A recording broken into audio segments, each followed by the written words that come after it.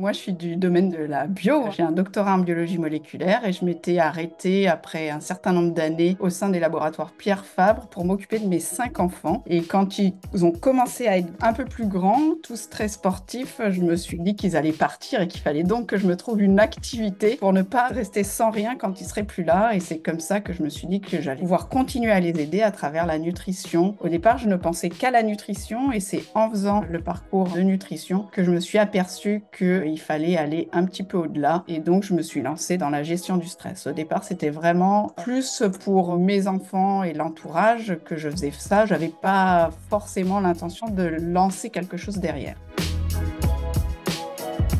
Le passage à l'action, c'était justement comme on prêche quand même le groupe et le travail en groupe. Donc moi, j'ai été mise dans un groupe, j'ai bénéficié d'un programme d'accélération. J'étais mise dans un groupe avec 3 personnes avec qui j'avais plus ou moins été formée en même temps. On se connaissait pas vraiment, mais quand même, enfin, au fil du temps, j'ai appris à bien les connaître. Et là, j'ai vu que tout le monde se lançait autour de moi et que moi, non, je me suis dit, c'est pas possible. Je vais y arriver comme les autres. Il n'y a pas de raison. C'est pas parce que j'ai 54 ans que j'en avais peut-être 53 à l'époque. C'était un signe, 5,3.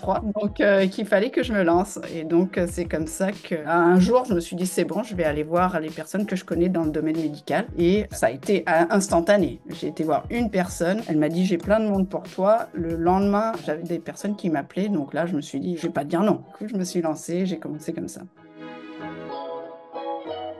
Mon objectif final, c'est d'aller peut-être un jour à l'hôpital. Donc ça, c'est quelque chose que D'accord. j'aimerais beaucoup. Mais pour le moment, déjà, je suis juste au début. Ça fait 15 jours que je suis dans le cabinet. Dans un premier temps, je vais rester sur le cabinet. Après, je veux m'équiper d'un impédance-mètre, etc. Parce que je pense que c'est important d'aller un petit peu plus en profondeur sur vraiment les déséquilibres. Et ensuite, je verrai ce que ça donne. Je pense qu'il est possible de vivre de sa passion, heureusement. J'y crois complètement, oui, oui. Petit à petit, faut pas être trop pressé. Fabrice disait qu'il faut 3 ans pour vraiment sortir et se sentir à l'aise. Je pense qu'effectivement, il faut bien 3 ans.